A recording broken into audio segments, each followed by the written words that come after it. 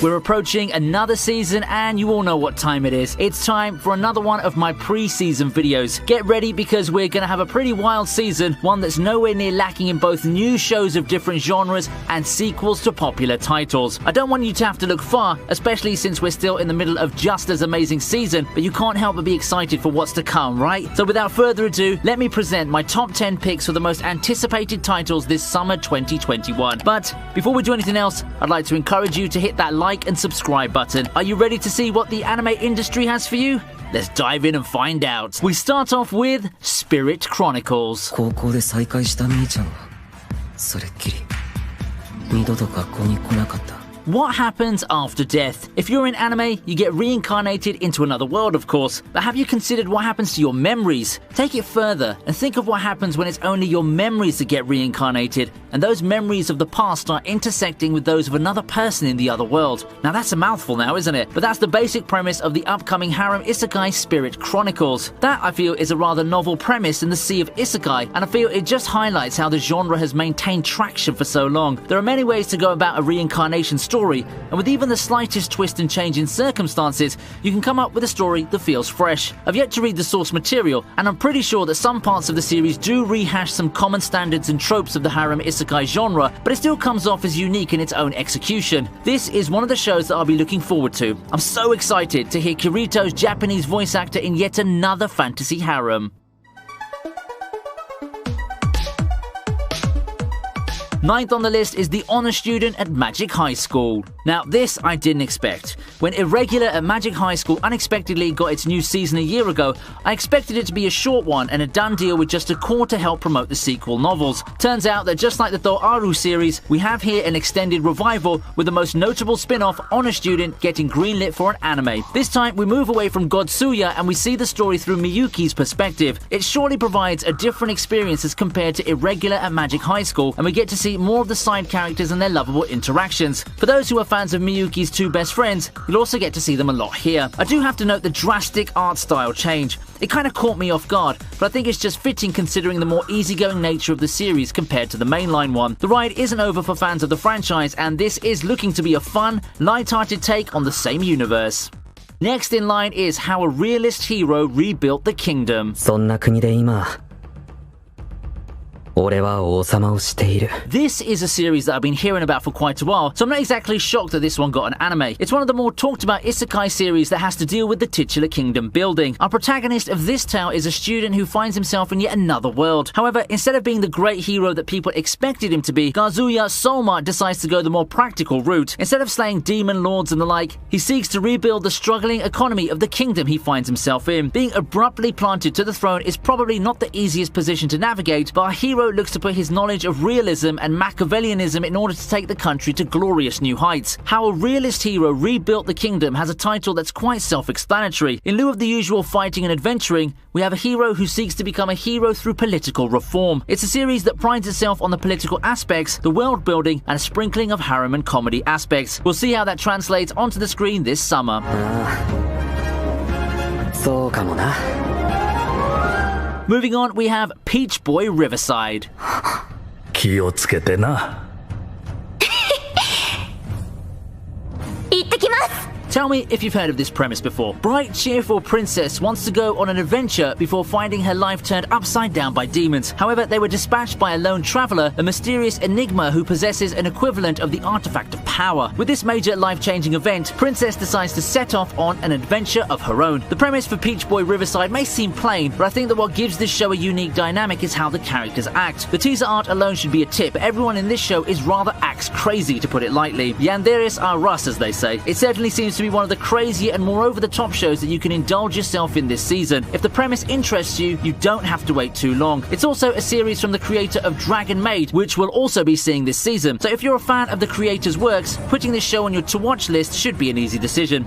There, I spoiled an entry already, and I'd like you to guess which place that title would be. こんなことしちゃでしょ Coming up is My Next Life as a Villainess Season 2. 何をしている。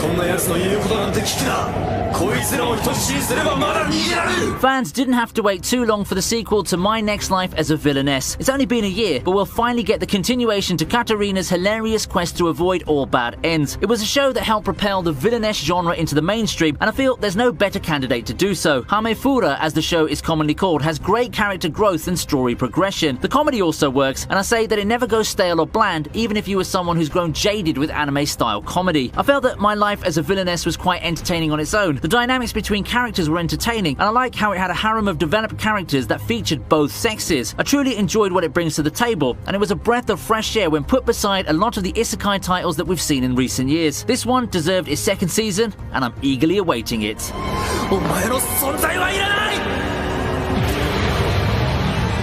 We have a non-sequel coming up now. The detective is already dead.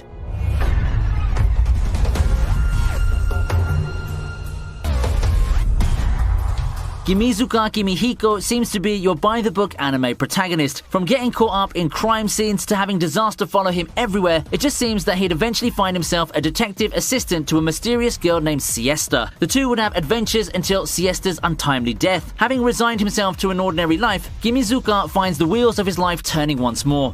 This time in the form of another girl who looks a bit too much like Siesta for comfort. I guess it's about time for another detective anime, and having read some of the source material, I think it's a pretty interesting take on the genre. It's quite genre savvy and has a lot of references to the detective fiction genre, and the character banter just makes it so fun to read. I'm curious to see how well the light novel will be adapted, but I sure am keeping my hopes up for this one. So we now return to sequels with the second part of Reincarnated as a Slime Season 2. 教師生活ももうすぐ終わりだし、本当にここまで波乱万丈っつうかなんつうか大変なことがいろいろあったけど、なあランガ、こんな平和がずっと続くといいな。 Slime Isekai just took a break this season with its unbelievable, hilarious slice-of-life version. However, come summer, it's time to check back in with the main plot that's left us hanging for quite a while. The last time we saw Rimuru and friends, our protagonist had completed his evolution into a demon lord. While at it, he also added a new member to the squad, a new subordinate called Diablo. With this new character coming into play as the newest addition to the team, you gotta wonder how that shakes things up. If there's one thing that I would use to describe Slime's adaptation, it's consistency. You can tell that 8-Bit has been consistently giving their all in helping the hit novel series make the leap into the anime format, and it's been a joy seeing a lot of the novel's iconic scenes and epic fights animated as well as they have been. For some, Slime may be yet another isekai featuring a crazily overpowered protagonist, but for me, I think that this is one of the more intriguing ones and an example of the subgenre done right. Slime fans,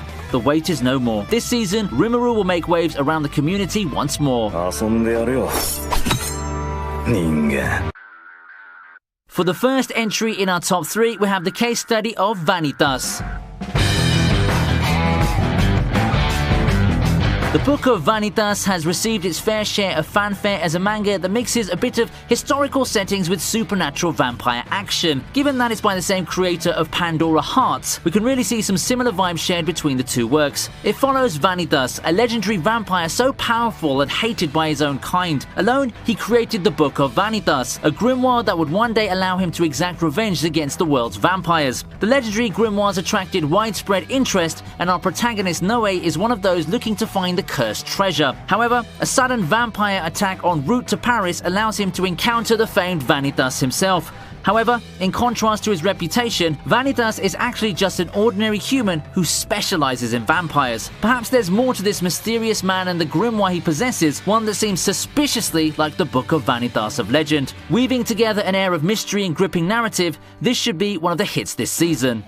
The second most anticipated summer anime is the second season of Miss Kobayashi's Dragon Maid.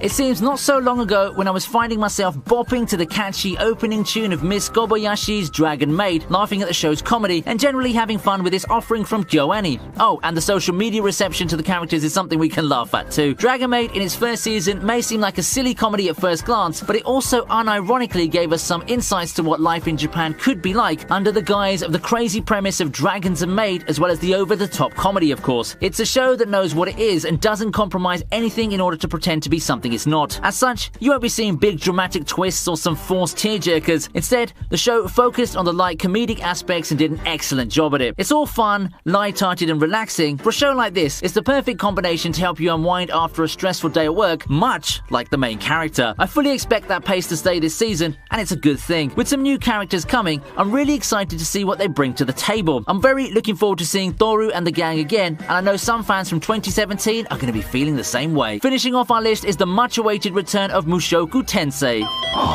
死ぬのか俺。まあいいか、どの道人生積んでたからな。でもせめて童貞くらい卒業したかった。 I made it seem like it's been so long for what was just a one-season break, but I'm sure that the wait's been killing Mushoku Tensei fans already. We last left the story with Rudy's group in the Demon Continent, having formed an unofficial party of 3 with Eris and an unexpected ally. With Roxy also arriving to the scene, what adventures await our protagonist in the next phase of the story? You know, I really gave Mushoku Tensei too little credit in my pre-season videos. I know of its reputation, and I know of its strengths. However, the actual adaptation is what blew me away. You don't see this amount of dedication every day. With how the show's been carefully adapted and all the top-notch quality in production, you can really tell that this is such a big deal. Sure, Mushoku Tensei is still the ever-controversial show that it is, but I think that those who enjoy isekai with slow, methodical builds and development, this series is very much worth a try. You also likely won't get a cop-out reading the novel's ending because multiple sources have stated that Mushoku Tensei is intended to be a long runner, much in the vein of stuff like Sword Art Online, which means you could be seeing Mushoku Tensei all the way to the next decade.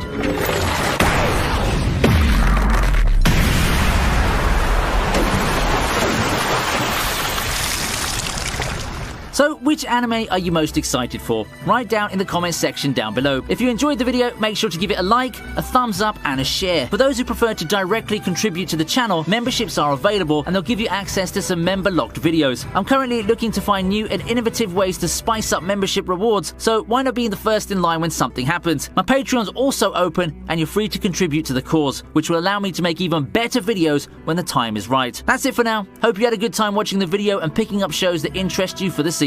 I'll be signing off, and I hope you have a good day.